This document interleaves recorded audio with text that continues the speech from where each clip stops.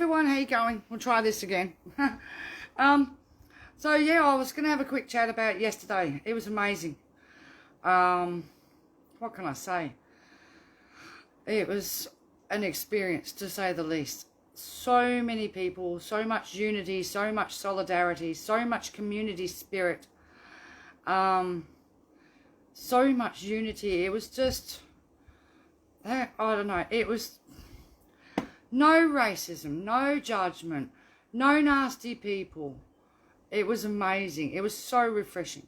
Everybody who came up to our stall was curious. We had people who knew nothing about the card, started reading our material, and then they wanted to know more, and then they were reading the leaflet. I had a lady come back and get more leaflets so she could give them to her friends. You know, we had such a positive response from people in regards to wanting to get interested and know about it. We didn't have, get a job, you bludger. Oh, geez, it was refreshing to be in an environment where we weren't heckled, bullied, belittled and treated like shit. It was wonderful, right? I videoed some of it. I'm sorry about the poor quality of the video. I reckon there was cameras up. Everybody was live streaming somewhere to somewhere, and I have a feeling that the internet just couldn't cope, because in some places I got really good signal, in other areas it just turned rubbish, you know what I mean? And I only have a phone to use. I don't have a camera set up that I can do some decent filming for you, Scott, you know. But it was just such an experience. And then the cultural stuff afterwards. I mean, even I learned stuff. You're always learning. Life is about learning. You need to be open to learn. You know what I mean? You need to be able to stand there and not judge and not criticise and be open to learn it. And I learned more. I don't have a lot of contact with First Nations people and their culture where I live. I have a lot of contact with people who are right-wing, conservative, think the unemployed are the scourge of the earth, and the welfare bashers and the trolls. And I live in a very toxic community that at the moment is on another community page busy bitching about Tent City in Hervey Bay that's been set up, and somebody was whinging about it. It's like, well, we've got to the point we've got nowhere for people to go. And the community neighbourhood centre is having to deal with a tent city being set up because people have just been priced out of the rental market up here, which, you know, suits the elites. They want only the wealthy will have somewhere to live eventually. You know, these are working families as well. They've been priced out of houses. And due to COVID, houses are going up for sale, but they're not going up for re-rent, you know. We've got a crisis happening.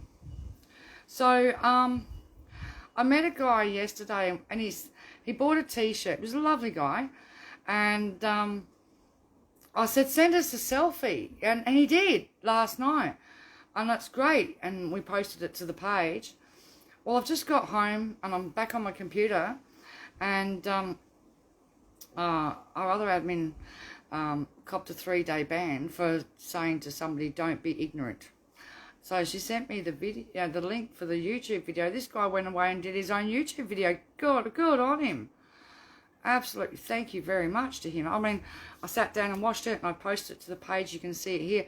This was a guy that we met yesterday that came up and spoke to us about the card, read the information, was absolutely horrified, bought a T-shirt, and then went off and did his own video right there and then on the spot. I didn't even know he'd done it.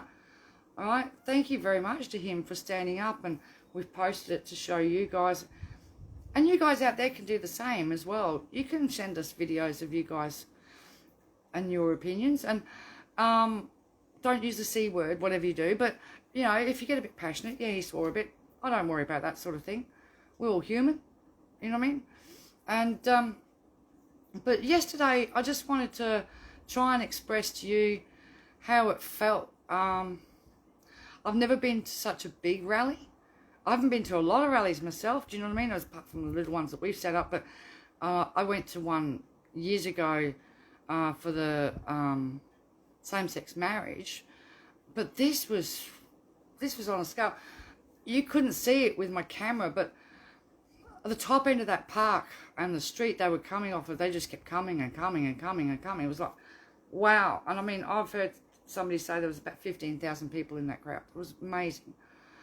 But the unity, the solidarity, the sense of community, and there was nothing hostile. I wasn't treated any differently because I was white. You know what I mean? I was amazed, you know, that we were allowed to join in and be included, and I'm very thankful for that. This was, you know, their day, and they allowed us to be included. And this is what it's all about, is being included, inclusion, unity. And yeah, it was just mind-blowing. You had to be there to feel the atmosphere, and everybody was friendly, and there was food and music, and there was traditional dance and storytelling, which was really interesting, because the guy was telling people what the dance was about, what the songline was about, and he showed with his own family connection a song that's been handed down for 180 years. Is how they tell the story, through the songline. And this particular one they did, and he said, that's from my family, our songline, and this has been going for 180 years. And in one of the videos I posted to the page, the little babies are so cute. They're learning their songline dances, and they're learning their culture. And these people have had to fight to save this culture. You know, the British Empire did so much damage around the world to all First Nations peoples. And the policies today still oppress and remove their self-determination and still treat them like subclass, second-class people. And that's wrong. And now they're using the same policies to do the same to people on Social Security, and the same tactics, the same propaganda, the same bullshit, to bring it into people who are just ordinary Australians. Here, the cashless debit card's not discriminating against race, but it is racist on the grounds that the majority of the people on it are First Nations. You know, the truth of the matter is, the Bundaberg trial site is basically the token whites, so that in the statistics, in the figures, it dissolves it down, so it makes it look as though it's less racist when you do it in a data stat. You know what I mean? The fact that East Kimberley's 98% First Nations people, Seduna's 78%, 60% in the goldfields, you know, and then with the push to try and trick people onto the cashless debit card into the Northern Territory starting in March, that'll be 82% of First Nations people. How can you say it's not racist? Of course it's racist. But they're using the Queensland, Bundaberg and Hervey Bay population to keep the figures down. So on paper, oh, but it's not racist, because overall it's only 62% of First Nations people. Crap. Right? But, yeah, we stand in solidarity with these people. Why shouldn't we? They've had to put up with this crap with the basics card for 13 years. The bloody army went in and scared to terrorise them. You know, all based on a lie from a federal friggin' LNP member's staffer sitting there all blacked out on the ABC, making out he was some sort of social worker, and the town that he was in was all rife with pedophilia. And it wasn't. It was all bullshit. It was all lies, and it was all pushed into the media and to get the public to support it. It was wrong, it's criminal, and it's wrong and it's criminal today. You know, the cashless debit card now removes people's rights. You know, your consumer protections under law, your privacy rights, your autonomy, your self-determination, right? And as of March, your statutory rights What happens to people who have got no rights, that are set outside of the rule of law and non-discrimination? What Australian public needs to understand is that's called apartheid. When you you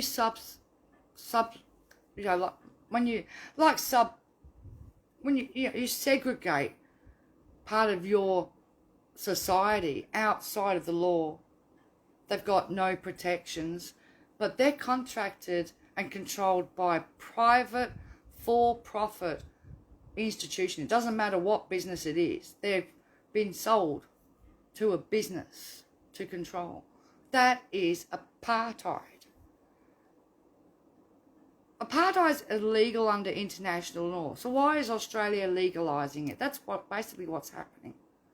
Why are the Australian public not onto this as much as they should be? This is going to affect their children and their grandchildren, because every kid that leaves school in the future, if we don't stop this, will be put on this, right? Every adult that's got kids, just because their mum claimed family payments in the last 15 years, is a target. Every parent out there whose parent claimed their family tax benefits since John Howard brought them in 25 years ago is targeted, because your parents were on welfare. The fact that they got their family tax A and B, whether they were working or not, is irrelevant. All we can do is keep educating people and keep telling people what's going on, and it's up to the public. But we had a brilliant response yesterday from the public. We gave out a lot of flyers, a lot of information, and just remember, it's like any business. And you give good service to a business, word of mouth flies. You know what I mean? And these people will take away our leaflets and go and talk to their friends. And these weren't people that were unemployed people, or people that are without work or without means. We were right in the guts of Brisbane. People that were coming up to me that were well off, well educated, not in the it would never affect them, possibly not. Do you know what I mean? Because and like that guy said, he works in finance. I didn't know that at the time. You know what I mean? I've seen that video. I've just posted it to you after 5 minutes after I've seen and watched it myself. And he's self-sustaining, and it won't impact him, but he's concerned about the people it will impact, and good on him. And that's what I'm concerned about, the ripple on effect, and all the people, and people losing their rights and their freedom of choice. And then it affects their mental health, and it affects every aspect of their daily life. What is this? What is this country turning into? But, yeah, it was really good yesterday, and I'm glad we got to go, and I'm glad we got to meet lots of people, and it was well worth the trip. It broke me, but I don't care. We get through it, and tomorrow I've got a trip to Bundaberg for media, which you guys will see next week sometime, whenever it goes to air. So we've got filming happening in Bundaberg with media, so I've got to go up there tomorrow. Yeah, so we keep going. That's all we can do, is keep going. Anyway, thanks guys, and thanks for the support and the continued solidarity, and we just keep plodding along. All right, take care everybody, and have a good day. See ya.